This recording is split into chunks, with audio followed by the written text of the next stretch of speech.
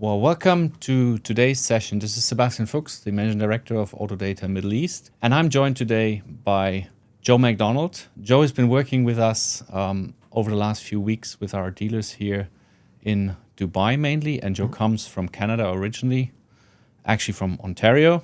And he's going to talk to us about dealer performance, and we're going to talk today about the topic of pre-owned used cars and how this actually can be the single biggest opportunity of profit growth in the next years in your dealership. Before we do that, before we come into the conversation, please do not forget to like, subscribe, and follow our AutoData channel, AutoData Middle East YouTube channel. You can find it on YouTube. Great, so you get the updates in the future and more from us. So, Joe, welcome to the show. Well, thank you very much for having me, Sebastian. It's great to be here. Thank you. Joe, start with the big picture. You know, you actually started in this business of vAuto about 15, 20 years ago almost, about 13 15, years yeah. probably. You know, if you look at the dealers today that you met over the last few weeks and you go back in time to your time over in Canada, what are the parallels? How does it look, and how is it similar or dissimilar actually when you talk to the dealers here? Excellent point. The car business is the same, but different. Everywhere around the world you go, it's the same. We're here to sell a car. And in the past, when I joined vAuto, and even before that, when I was running the Mercedes store, it was so new car focused. New car. You had your retail sales objectives, you had market share reports, you had CSI, you had brand identity buildings, and it was all driven on the new car retail sales objective. And it was, used car was back there. They didn't really think about it. Right. So with that experience, you know, and with what you've seen over the years in your role as a performance manager, what is it that dealers are actually leaving on the table? Well, they're leaving quite a bit because it's a whole different business channel. I mean, you have your financial statements, you have your new business office and pre-owned department, and no one really talks about the pre-owned department that much in the past from the financial statement point of view, parts and service. But when you really look at the big picture, you bring a car in, keep it on trade, you run it through the service and parts department, fixed operations. There's 70% GP on labor, 30% GP on parts. And if you retail that car, there is the F&I gross as well too. And no financial statement shows this. You gain a customer. Right. No financial statement says how many customers they gain. Don't know. And what would be our business without customers, right? Yeah. So it's actually not about the used car alone. It's about the ecosystem, right? That's what you're telling us. Great. Yep. Great insight there. Thank you very much, Joe. So when you started, vAuto was already on the market for about 8 years, right? But I'm sure there was still resistance. What was the kind of market situation when you started, when you compare it to like where the market is today? What happened in these years? So when I started with vAuto, and we spoke about this earlier, it was all new car focused, the North American market, very new car focused. And the pressure to perform was immense. And the programs on the new cars were fantastic. We may remember way back then, interest rates were really, really low. Right. We've forgotten about that, but back then they were really low. And some of the new car programs were so silly, it was hard to, why wouldn't I buy a new car? Monthly payment. And it was the struggle back then was to get the payment delta on a pre-owned car far enough from the new car that made sense. How much would people stretch for a new car? And I guess the new car, that was the biggest challenge back then. And how would dealers take decisions back? Well, back then and still now, dealers tried to steal cars on trades. Nature of the beast. That's the way we're wired. And it didn't make sense. And if you won the car, great, or you wholesaled the car right away to mitigate your exposure, yes. And did dealers back then already use vAuto as a data-driven tool, much as our DealRefs tool nowadays allows here in the Middle East? Or were they still driving by gut feel? Well, and again, that's evolution of the retail business here. And in North America, we had some pre-owned managers who have been with the game for a long time. and they knew. And they were scared of data science. All that data science coming in from the internet, the algorithm was compiling it all, and it was scary for them because they realized they were losing control. And that's the scary part right there, is you have to trust the data science. And once you're over that, it's actually easier. Exactly. And why is it actually so important, in your opinion? From a point of view of the customer, why is that data-driven approach? What difference does it actually make to the experience of the customer? Transparency, and it actually makes the appraisal easier, quicker, and it just seems to be more seamless for the customer because, customers are pretty smart these days. They do a lot of research, and if they don't feel the warm and fuzzies on the numbers you're presenting, they may get up and leave. Right. And again, so it's about creating that relationship with the customer, that you're actually talking eye level with him, right? Yep. You're not. Yep. Great. You talk about the appraisal process. Talk a little bit more about your experience on what makes the difference between a good appraisal and a not so good appraisal. You mentioned it was process. And most of the stores here and that have visited here and in North America, when you actually sit with them and ask them what their appraisal process is, there is no process. It's willy-nilly. Let's see if we'll throw a number on the car. And that does not gain confidence with the customer. And start with the process. The whole thing is saying we want to put a number on your car, and we're going to do that with data science. We're going to look at the condition of your car. We're going to look at the market today. We're going to look at what your car needs for reconditioning, and we're going to give you a value on your car. And we're going to do that while you're looking at your new car. So it doesn't take up customers' time and so forth. And the other thing I like focusing on, and I learned this, it's not my idea, okay? If you give a number to a customer, it has to be an accurate number down to $1. And in the car business, we always talk hundreds, thousands. But when we go shopping, when we buy gasoline, everything's by pennies. Yes. And if we do a detailed appraisal down to the dollar, the customer has less resistance because they say, today's market, we need this reconditioning, and your car is worth 30,357 dirhams today. Right. And the negotiation is a little smaller that way. They're not expecting thousands. Yeah. And they go, that's a very accurate number. Right. And would you say tools make a huge difference in that process? It's so easy with the tools. So easy. And again, when you go look at the car, you can go with the customer, and with the tools now, with the mobile app, you can take a picture of the car, and if it's got some scratches on it, you take a picture of the car, those scratches with the customer. The customer knows that you see those scratches. He knows they're there, so he's not trying to pull the wool over your eyes, per se, yes. Well, that leads us actually, I guess, nicely into the next topic, which is pricing, right? As a pre-owned dealership, right? As a brand dealership, what is important in the dimension of pricing? How would you recommend dealers price? So, pricing. When we do our shopping, and everyone shops online now, and when you're looking for a particular car, they're all listed online there. You have to be priced relevant to the market. Absolutely. And part of that whole, and we may talk about this later on, is merchandising the car. But relevant to the market, the cheapest price may not be the best value. It's usually got the most K on it, or it had a history. And you can look at all the data there. The interesting thing is, when I'm looking at cars online with a matrix of all the cars online there, every car is only 2 centimeters apart online. Yes. And you can make your decision pretty quick on which cars you want to see. And when people do their research now, at least in North America, a long time ago, 15 years ago, people used to visit 4 or 5 dealerships before they settled on a vehicle. That number has dropped to 1.5 visits per store. So the short list is indeed short.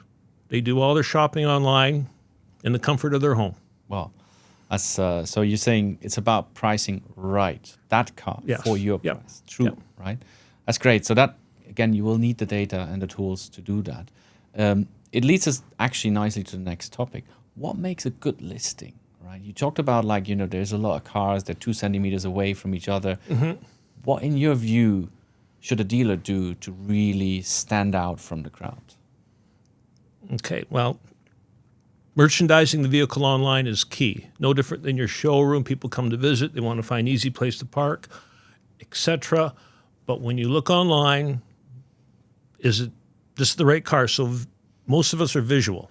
Yes. I'm visual. And the pictures have to be spot on. And a program, just not willy-nilly. A lot of successful dealers have a script for pictures.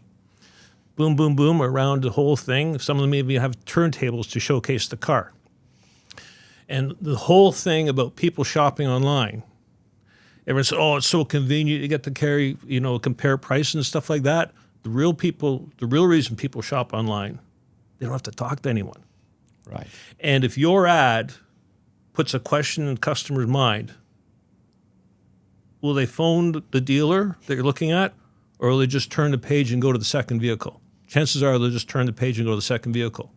So important pictures. This is the right car for you. This is the right dealer to buy it from. So you have to showcase yourself as being an honest dealer and all the stuff that we do. And we have high CSI. We think about the customer, transparency, all that stuff.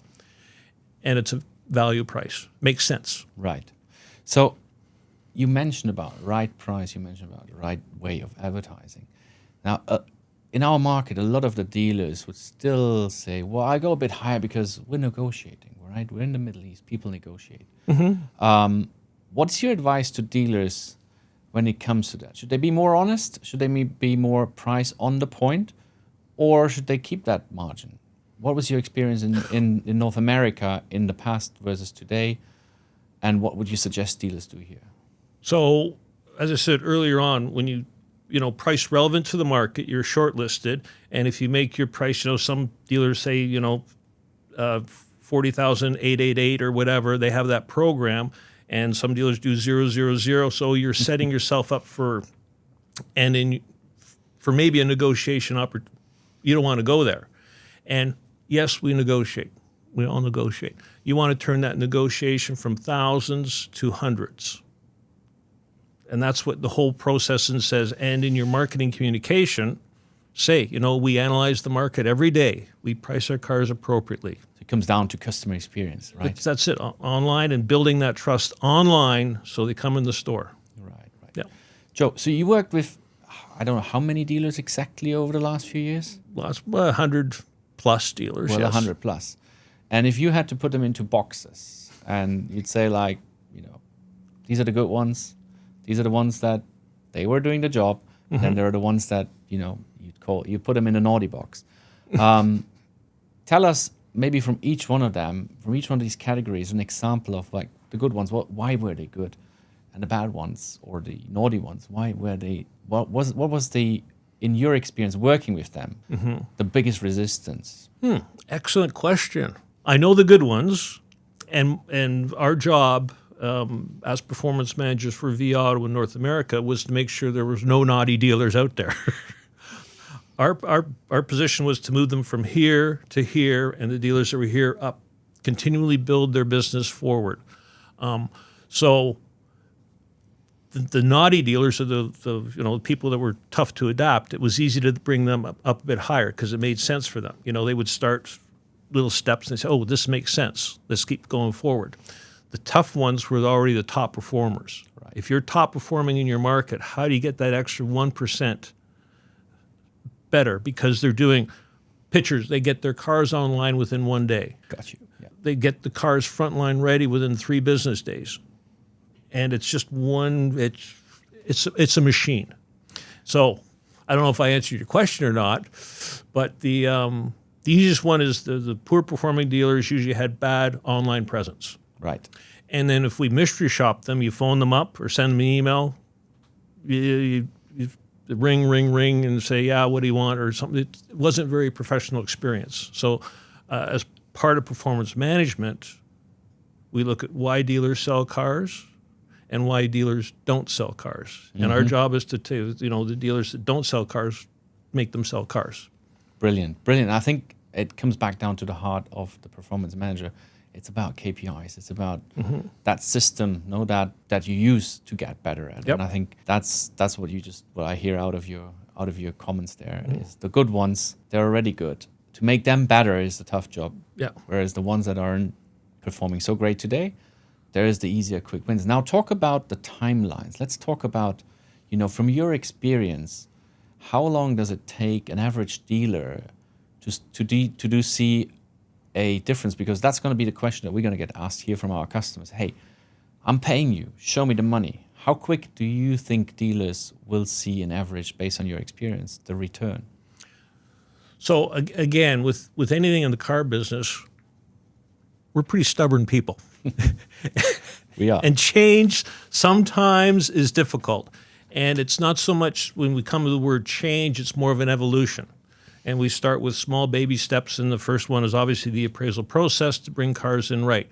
Then we go on to the merchandising of the cars right. And getting the whole team on board is key, because it should be a very seamless process.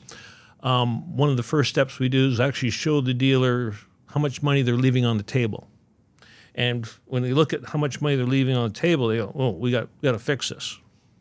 And that's realizing you have a problem is the first step with anything, right? Right. So we realize we have a problem. How do we change it? So the first 3 months is kind of awkward. They're getting used to the new processes and systems, and maybe they had some, stale inventory they have to really get out of, and they close their eyes and sign that and get rid of it somehow.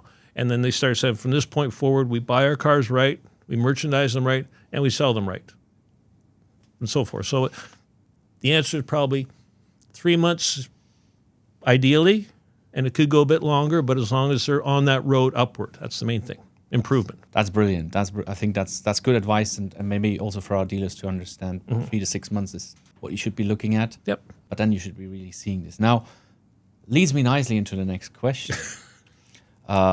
You've been working on this pre-owned business for a long, long time, and you know the market in North America, and you've seen the market here, and you see what's happening right now. We have an avalanche of Chinese companies coming into the market. We have intensified competition. There's about 100 brands active in the country by now. Yeah. What would you say is the outlook for a dealer that adopts an active pre-owned business versus the outlook for a dealer that says, like, I keep doing what I do? Well, with the crowded marketplace, so there's so much choice out there, you have to be quick, because as we found out, can I mention brand names? Yes. Okay. In North America with Tesla, the market there changed overnight just by something happened, right? We all know about that. And dealers were caught. It happened that quickly. And so the whole thing is saying, I've got a great car here, and the market could change overnight really quickly. So we just have to be very wary that the market conditions are volatile, and it could be exposure if and you're set up wrong. As we started in the beginning, as you explained rightly, it's all about the ecosystem. The pre-owned business supports not only the pre-owned business, it actually supports all of your revenue streams, whether it's your workshop, whether it's your maintenance, whether it is your F&I business, right? The accessory sales. There's plenty more business to come from any additional customer. Yep. Joe, thank you very much. This was a great session of insights. Thank you for being with us. I know you're going to be here a couple of more weeks. Yes, and looking you're forward support to it. us. Yes. So I'm going to offer it to the team and to our listeners outside. If you have questions, post them. We'll answer them. Yep. If you want to speak to Joe, let's get in touch. We can arrange that. We can do that. Yep. And yeah, if you're now caught interest in the business of pre-owned used cars, obviously we at AutoData Middle East are happy to come and see you with our deal refs proposal, with the product, and show you what we can actually do, how we can actually 10x your current business with our business. Thank you again for listening. Don't forget, like, click, subscribe, and share. And thank you, Joe. And my pleasure. Thank you so much for having me. Thank you.